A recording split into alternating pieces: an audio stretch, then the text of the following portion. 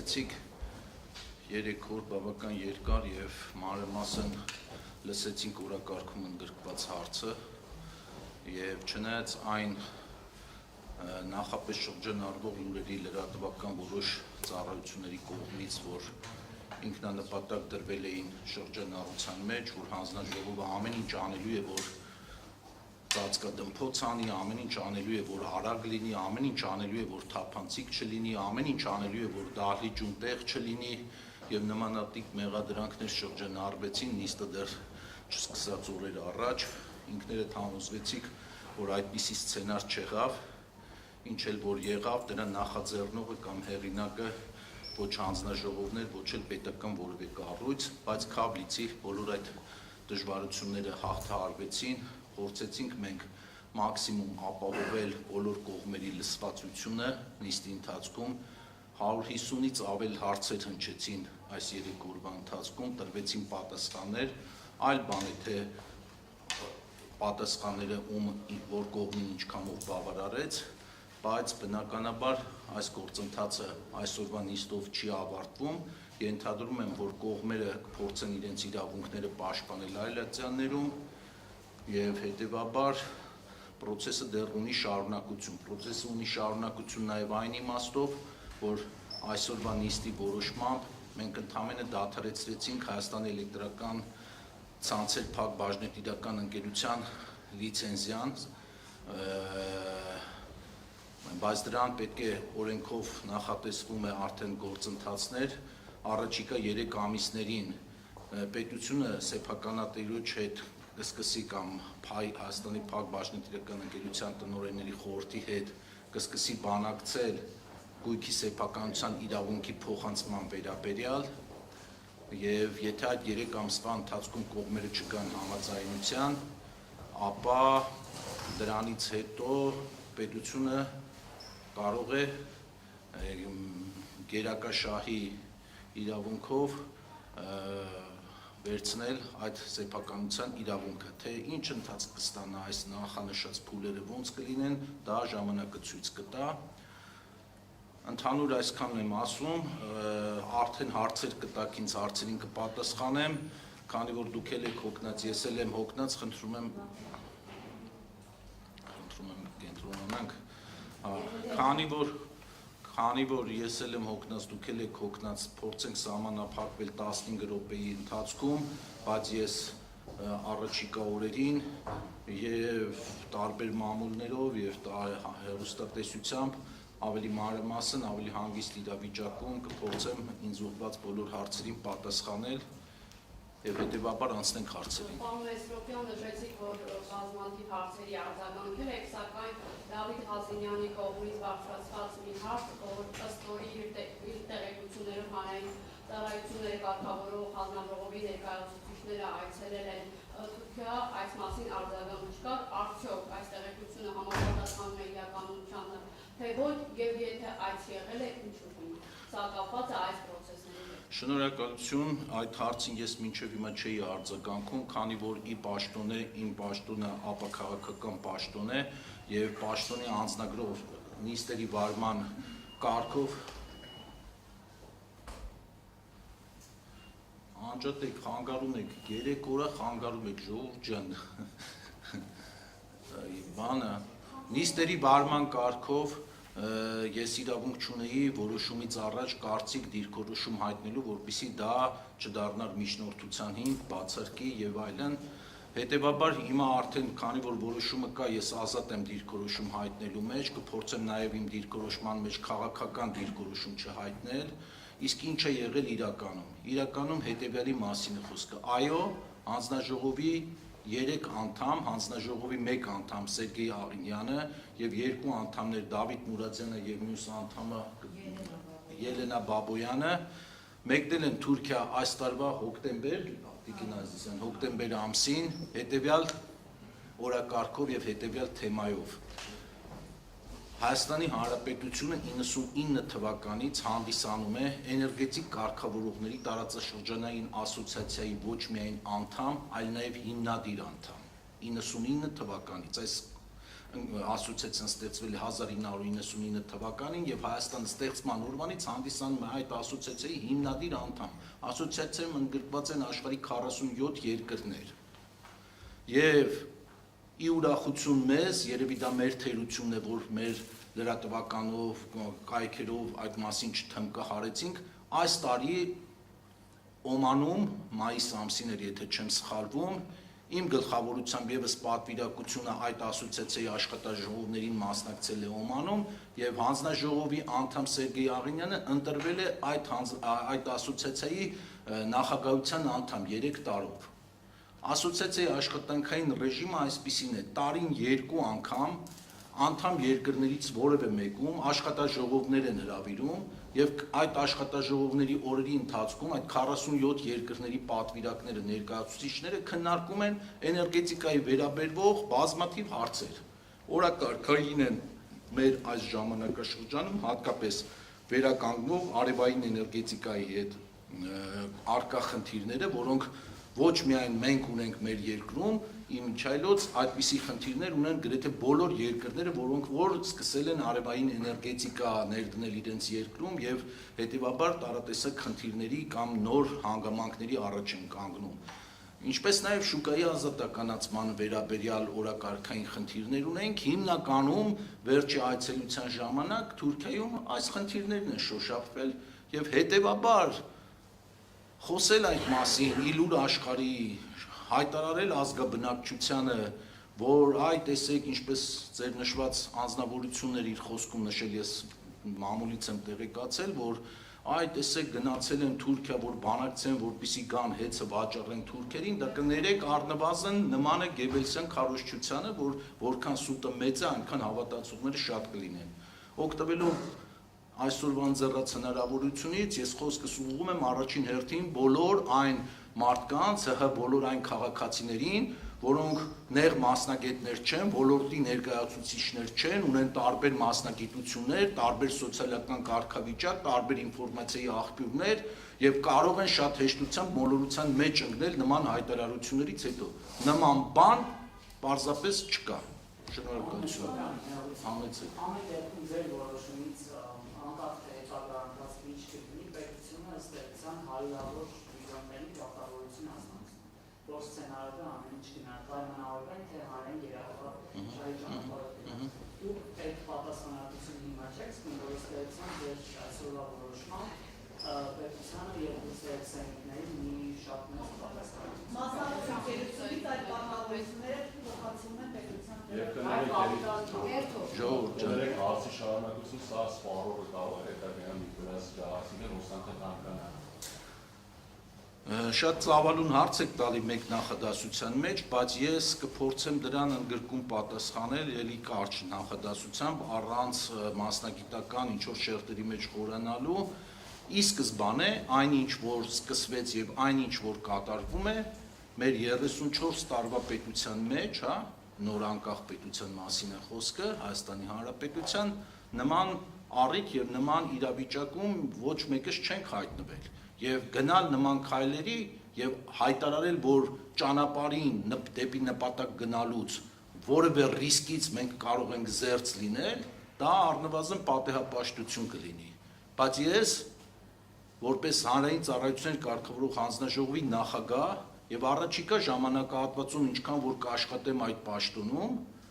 ամենայն պատասխանատվությամբ հայտարարում եմ, որ ինձանից կախված ամեն ինչ անելու եմ, որ սուբյեկտիվ կամ օբյեկտիվ ինչ որ այդպիսի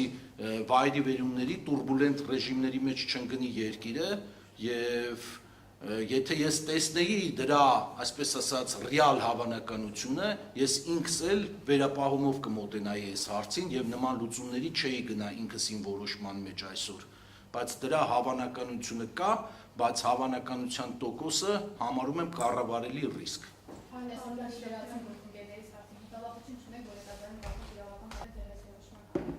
Եվ ոսանքի կանգնացման հավանականությունը։ Դա այլ հարց է, կանդրադառնամ դրան։ Այսինքն ես մի քիչ լավ չընկալեցի, որ մտավախություն չունեմ, որ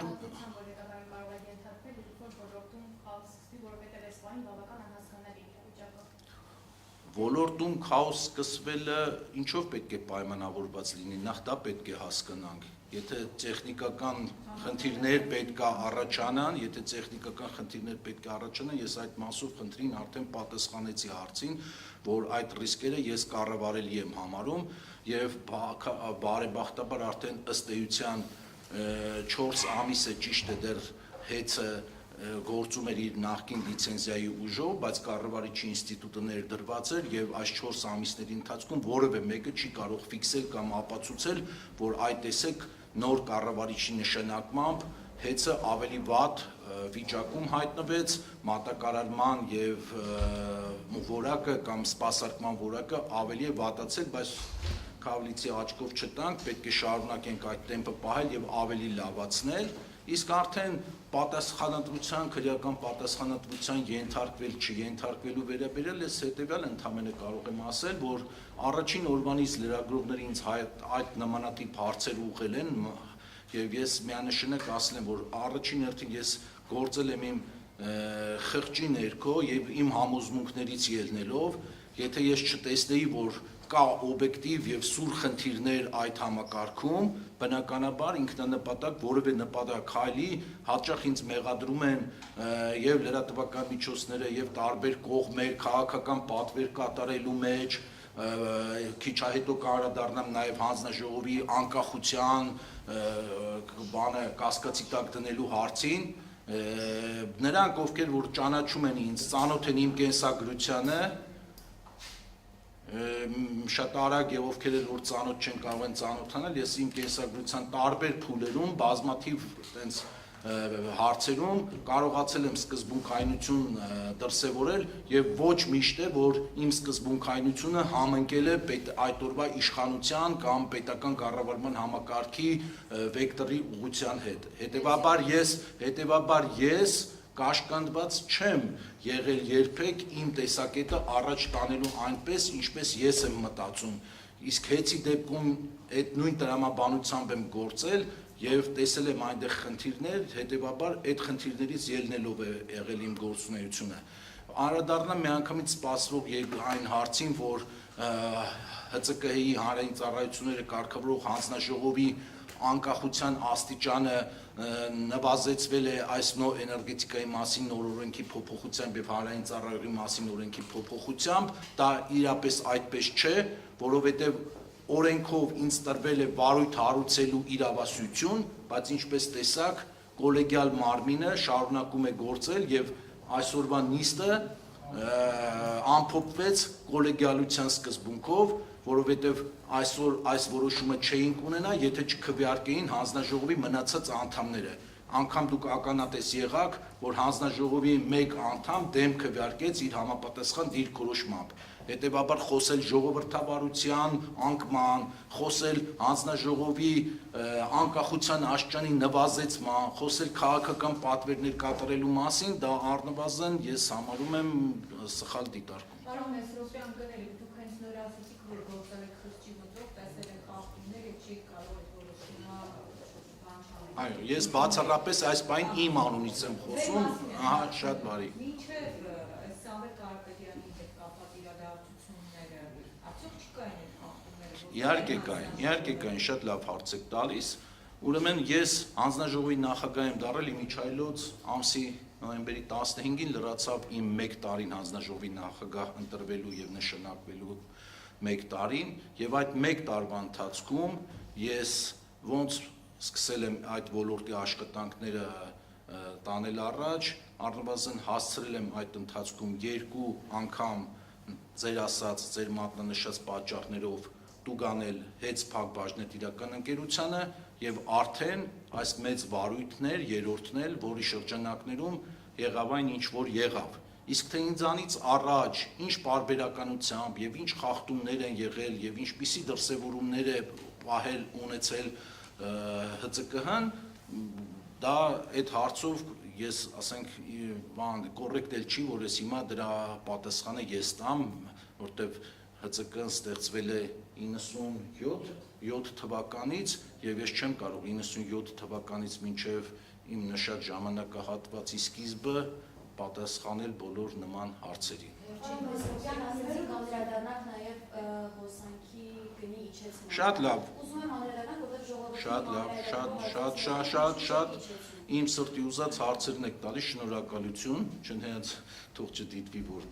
դիտավորություն է, նայեք, հիմա երկրորդ ֆալսը, որ տեղի ունեցավ նիստին նախորդող օրերին, այդպես քաղաքական ակցիա նույնիսկ կատարեցին, ֆլեշմոբեր հասարակական, սոցիալական կայքերում արեցին, որ սակագինը իջացրեք, պարոն Մեսրոպյան սակագինը իջացրու եւ այլն, նույնիսկ այստեղ ելույթ ունեցողներից հասարակական կազմակերպություններից մեկը ի զարմանս ինձ, որ ինքը տարիներ շարունակ այդ մարդիկ նստած են լինում նիստերին, բայց այսպիսի պրիմիտիվ, սխալ եւ ոչ կոռեկտ արտահայտություններ են անում, որ Տաշիր ընկերությունը կամ Հեծփակ բաժնետիրական ընկերությունը ազգաբնակչությանը հայ ազգին խոստացել էր, որ մինչև 2031 թվականը չի բարձրացնի սակագինը, սա լրիվ կեղծ հարցապնդում է։ Հայաստանի Հանրապետությունում էլեկտրաէներգիայի սակագինը իջացնողը կամ բարձրացնողը այդ իրավասությունը բացառապես տրված է Հայաստանի Հանրապետության հանրային ծառայություններ կարգավորող հանձնաժողովին, այլ բան, որ տվյալ կարգավորող ընկերությունները իրավունք ունեն տարին 1 կամ 2 անգամ հանդես գալու այդ սակագները իջեցնելու կամ բարձրացնելու առաջարկությամբ։ Դրա որոշողը մենք ենք, իրենք չեն։ Հիմա վերադառնամ ձեր բուն հարցին։ Սակագները հանդես եկան վերջի պահին, ինչ որ այդպես երևի շոուի էլեմենտ էին ապահովում լայն ազգաբնակչության համար, որ այդ տեսեք, այս հանձնաժողովը մնացածը ինչքան անտարբեր են ձեր այսօրվա վիճակի նկատմամբ ռեալ հնարավորություն կա սակագինը իջացնելու, մենք դիմել ենք անգամ այսինչ ամսաթվին, այսինչ օրը պարոն Մեսրոպյանին եւ մերժվել են։ Խոսքը բացառապես գնացել է հետեւյալի մասին. սակագինը ինքը բազմակոմպոնենտ գումարելի է։ Ինքը այդ գումարելին ձևավորվում է մի քանի տարբեր գումարելիներից։ Կփորձեմ մաքսիմում հասկանալի լեզվով սա բացատրել։ Եվ երբ տարվա ընթացքում ամփոփում ենք մենք ֆինանսական տարին, արդեն այս կամ այն գումարելին կարող է դրական ազդել այդ ընդհանուր արդյունքի վրա, այս կամ այն գործոնը կարող է բացասական ազդել ընդհանուր արդյունքի վրա, եւ այդ դրական ու բացասական ազդեցությունների հանրագումարում է, որ հանձնաժողովը հասկանում է պատկերը, կարող է սակագին իջացնել, չի կարող սակագին իջացնել, նպատակահարմար է սակագին իջացնելը, թե ոչ։ Տվյալ դեպքում ընկերությունը իր դիմումում հանդես էր եկել 6 ամսվա կտրվածքով 3.6 միլիարդ դրամի տվյալ տարում ձևավորված օգուտների մասին եւ դրան զուգահեռ կուզեի, որ իրենք այդ հարցին ինձ լսելով հիմա պատասխանեն, երբ որ իրենք սակագնի իջեցման մասին են խոսում այդ կտրվածքով, ինչու չեն մատնանշում, որ այդ գրության երկրորդ կետով էլ նշում էին, որ առաջարկում էին նաև 6 ամսվա կտրվածքով կատարված ներդրումները մտցնել սակագին։ Իսկ ներդրումները կատարված ներդրումների չափը սակագին մտցնելը դա բերում էր արդեն բացասական ազդեցություն։ Եթե առաջի կետով դրական ազդեցություններ ունենալու, երկրորդ կետով բացասական ազդեցություններ ունենալու 3.6 միլիարդ դրամի դեպքում 6 ամսվա կտրվածքով ձևավորվելու էր 0.5 դրամի սակագնի իջեցման հնարավորություն, բայց արդեն դրան գումարած ներդրումային ծրագրերը, եթե մենք մտցնեինք սակագին, այդ տարբերությունը կրճատվելու էր եւ ընդամենը 0.2 դրամի մասին էր խոսքը։ 0.2 դրամի, որպեսզի լավ հասկանաք ինչ թվաբանության մասին է խոսքը, միջին սպառող Հայաստանի Հանրապետությունում, եթե 200-ից 250 կիլովատ-ժամ հոսանք է սպառվում տարվա կտրվածքով, ամսական 40-ից 50 դրամի մասին էր խոսքը։ Կարող եք պնդել, որ ինչ կապ ունի, իջեցնեիք, ընդունելի պնդում է, բայց ամբողջ պատկերը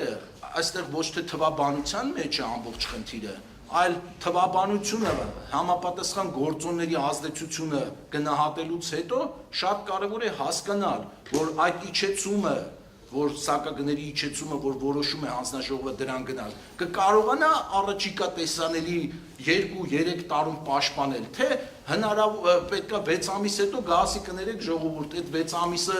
այս պլյուսները կար, քանի որ ծմերը ավելի ազդակներ եղան, չգիտեմ, դոլարի կուրսը թանկացավ, ջրի պակաս կար եւ այլն հիդրոռեսուրսներով հիդրոկայանները քիչ աշխատեցին, այլ ազդեցությունների հետևանքով ստիպված նորից պետք է թանկացնեմ։ Ամբողջ խնդիրը սա է, ես այսքան ծավալվեցի այս հարցի շուրջ, որպեսզի թե ձեզ մոտ, թե ազգաբնակչության լայն շերտի մոտ շփոթ չառաջանա։ Եվ օբյեկտիվորեն, եւ սուբյեկտիվորեն ես այս երկրում այն առաջին անձնավորություններից մեկն եմ մի պաշտոն է, որ ես ինքս եմ շահագրգռված հնարավորինս արագ, եթե կա այդպիսի հնարավորություն, սակագին իջացնելու, որովհետեւ դրա ամբողջ դիվիդենդները բառից բուն իմաստով իմ ռեյտինգի, իմ չգիտեմ հեղինակության հետ է կապված լինելու եւ ինքնանպատակ ես չիջացնել սակագին, կներեք դա անհեթեթ է, համեցեք։ Եթե կարելի է պարզել երկու ճշտում, այդ որոշումը արդյունքում կամ հետևանքով չգիտեմ ինչպես ուզեք ասեք, պետությունը կառավարությունների ինչ բերել է վերցնում, որովհետև մենք գիտենք, որ պետք ունի մեծ վարկեր եւ մնացած բաները։ Եվ երկրորդ, ինչ կլինի ժամանակավոր կառավարիչի հետ, նա արդեն շարունակելու է պաշտոնավարել թե ոչ։ Ըստ էության հարցի երկրորդ մասին ես արդեն պատասխանեցի, բայց նորից կկրկնեմ, ժամանակավոր կառավարիչի ինստիտուտը կարգավորվող օրենքի համաձայն շարունակվում է գործել այնքան ժամանակ, քանի դեռ ամբողջ գործընթացը չի հասել իր տրամաբանական ավարտին, իսկ տրամաբանական ավարտը այն է, երբ որ պետությունը կբանակցի սեփականատիրոջ ընկերության հետ կամ կբանակցի այդ տնօրենների խորհրդի հետ, որից հետո տեղի կունենա սեփականության իրավունքի անցում եւ դրանից հետո պետությունը արդեն ինքը կորոշի պետականացված այդ ընկերությանը ինչ նոր կարգավիճակ տալ։ Իսկ այդ նոր կարգավիճակը այս պահին իմ մտքում առնվազն նշмарվում է 3 տարբերակ, թե որ ճանապարհով պետությունը կգնա, դա ժամանակը ցույց կտա։ Այսինքն տարբերակ 1 կարող են վաճառել այլ ընկերության, տարբերակ 2 կարող են կոնսորցիումով կառավարման տալ, պետությունը մասնաբաժին ունենա, կարող են պետական պահել, թե որ տարբերակը կլինի, դա ժամանակը ցույց կտա։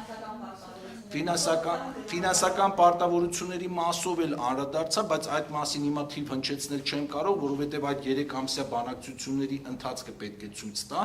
ըստ էության այդ բանակցությունները հիմնականում վերաբերվում են հենց ֆինանսական գնահատման եւ փոխհատուցմանը, արդեն այնտեղ պարզ կլինի, էլի ինչ գին կձևավորվի փոխհատուցման։ Այս պահին դա ոչ մեկ չի կարող ասել։ Ռոմանոս Պետրոսյանը իր նախորդ ճեպազրույցի ժամանակ նշեց, որ նախկին հանձնաժողովը անկողնություններ էր մատնվել, դրա բառապացույցն էլ այն էր, որ նախկին տնօրենը Բաղրամյանը հրաժարվեց պաշտոնից։ Դուք եք եղել հանձնաժողովի անդամ, դա չի նշանակում, որ դուք ևս անկողնության եք մատնել, այստեղ ինչ են իշխանություններից է սպառնում։ Շատ լավ։ Ուրեմն հետևյալ կերպ պատասխանեմ հնչեցված հարցին, ես նախկինում 1.5 տարի եմ աշխատել հանձնաժողովում որպես հանձնաժողովի անդամ, հետո նշանակվել եմ Կոտայքի մարզպետ։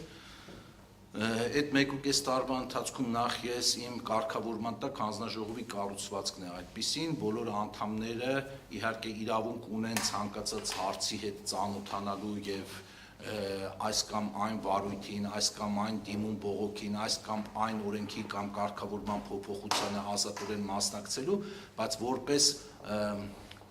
որպես կուրատոր հայերեն ոնց է, որպես համակարգող, շնորհակալություն, որպես համակարգող աշխատանքի բաժանում կա կատարված եւ ես այդ 1.5 տարիների ընթացքում իմ համակարգման տակ եղել է 3 հիմնական ուղղություններ, դա էր աշխատանքը քաղաքացիների դիմում բողոքների հետ, երկրորդը դա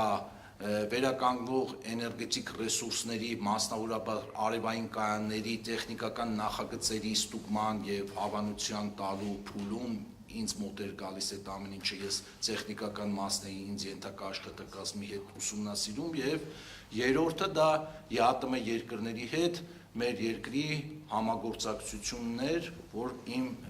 ենթակայության տակ էր։ Եվ հետևաբար նշվածից, եթե դուք տեսնում եք պարտավորություն եւ պարտականություն այդպես սուր, որ կար այդ 1.5 տարվա ընթացքում իմ ուսերին, ես երբեք չեմ խուսափել որևէ պատասխանատվությունից, պատրաստ եմ ինձ ուղղված հետագա հարցերը, եթե առաջ կգան, կոնկրետ փաստեր, ես կարող եմ դրանց անդրադառնալ, իսկ ընդհանուր առմամբ արդեն հարցին էլի պատասխանեցի մինչ այդ, ես հանձնաժողովի նախագահ եմ 1 տարի եւ այդ 1 տարվա 1 ժամի 1 ամսվա 1 տարվա բոլոր դրվագների համար կարող եմ մանրամասն պատասխան տալ։ Որոշման արդյունքում ասացիք համեսօրինները հոսանքի գինը կանգնանալու եւ դա է ավելի շատ հետաքրքրում քան Ես արգելի լրագրող, արգելի գործընկերներ, ես այդ հարցին առնվազն 3 կներեք էլի։ Ես այդ հարցին առնվազն ոչ թե 1 ձև պատասխանեցի, այլ 3-4 ձև պատասխանեցի։ Տեսական մակարդակով ամեն ինչ հնարավոր է, բայց այս պահի դրությամբ դեռ մենք հենց հիմա նաև այդ փուլն է, որ մենք էլեկտրաէներգիայի սակագների վերանայման գործընթացի մեջ են գտնվում 80 աշխատանքային օրվա ընթացքում տարեվերջին մենք վերանայում ենք սակագները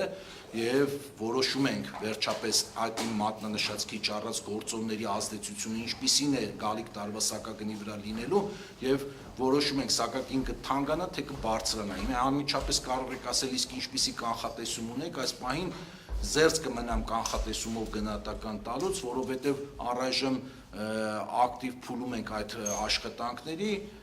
կգնահատենք եւ այդ մասին եւս կհայտարարենք։ Ամենայն դեպս լավատեսություն ունեմ եւ ամեն ինչ անելու եմ, որ տեսանելի ապագայում սակագները չբարձրանան, որովհետև կա շատ մի կարևոր խոչընդոտող գործոն գալիք տարվա համար, ուզում եմ դուք լրագրողներդ եւս այդ մասին իմանաք, մենք գալիք տարի հայկական ատոմակայանը պլանավորվում է 3 ամսով ավել վերանորոգման մեջ պահել, այսինքն 5 ամիս ինքը կանգառի մեջ է լինելու, սովորական 2 ամսվա փոխարեն, իսկ ինքներդ եք հասկանում, որ ատոմակայանի պես էլեկտրոկայանը եւ նաեւ էժան էլեկտրաէներգիայի աղբյուր հանդիսացող ռեսուրսը, երբ որ չի աշխատում, ինքնաբերաբար ինքը բացասական ազդեցություն է ունենալու ընդհանուր սակագնի վրա, բայց մենք քանի որ ունենք այլ կետերով արդեն ձևավորված օգուտներ եւ ֆինանսական բարձիկներ կփորձենք դրանով մեղմել այդ հանգամանքը եւ վերջնարդյունքը կտեղեկացնենք ձեզ։ Մնացած հարցերի համար այցում եմ ձեր ներողամտությունը, ես միշտ հասանելի եմ լինելու եւ իմ կաբինետում եւ ձեր ընկերություններում լրատվական շարունակենք հաջորդիվ։ Շնորհակալություն։